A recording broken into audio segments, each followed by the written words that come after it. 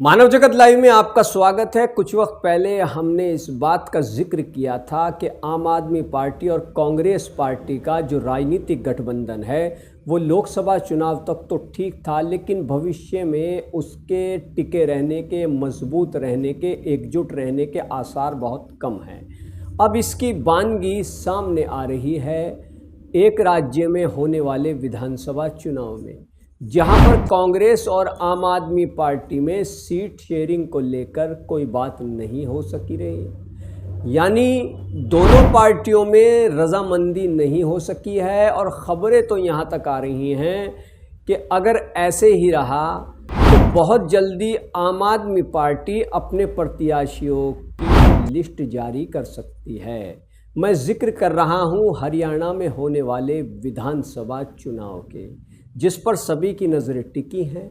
आपको मालूम होगा कि हरियाणा में बहुजन समाज पार्टी ने भी गठबंधन किया है इनेलो से, जहां पर बहुजन समाज पार्टी के युवा नेता आकाश आनंद ने अभी हाल ही में एक संयुक्त कार्यकर्ता सम्मेलन को भी संबोधित किया।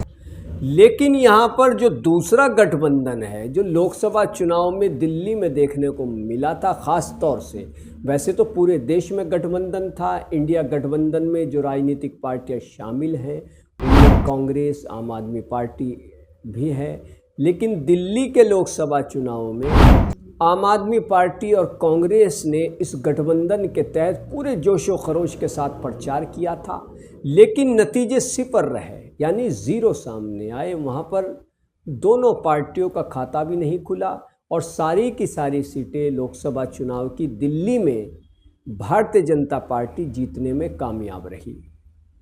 अब हरियाणा विधानसभा चुनाव में भी इन दोनों पार्टियों में रजामंदी बनती दिखाई नहीं दे रही है। कोशिश दोनों पार्टियों के कुछ नेता ज़रूर कर रहे हैं, लेकिन अभी तक फ़िलहाल कुछ अच्छे नतीजे सामने नहीं आ सके हैं जिससे ये माना जाए कि हाँ, दोनों पार्टियों में रजामंदी हो चुकी है और इतने सीटों पर कांग्रेस लड़ेगी और इतनी आम आदमी पार्टी की झोली में गई हैं।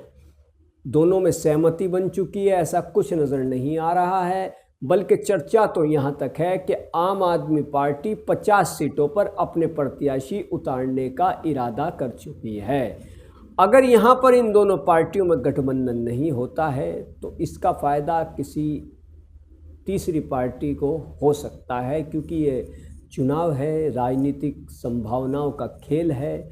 यहाँ कब क्या हो जाए कुछ नहीं कहा जा सकता। और जो गठबंधन बहुत मजबूत बनकर के सामने आया था वो शायद आम आदमी पार्टी और कांग्रेस की बात कर रहा हूँ, वो शायद लोकसभा चुनाव तक एकजुटता प्रदर्शित कर रहा था। और अब जो राज्यों में विधानसभा चुनाव होने हैं वहाँ पर सबकी निगाहें बनी हैं कि क्या आम आदमी पार्टी और कांग्रेस एक साथ मिलकर के चलती है, क्या लोकसभा चुनाव की तरह ही इनका गठबंधन रहता है।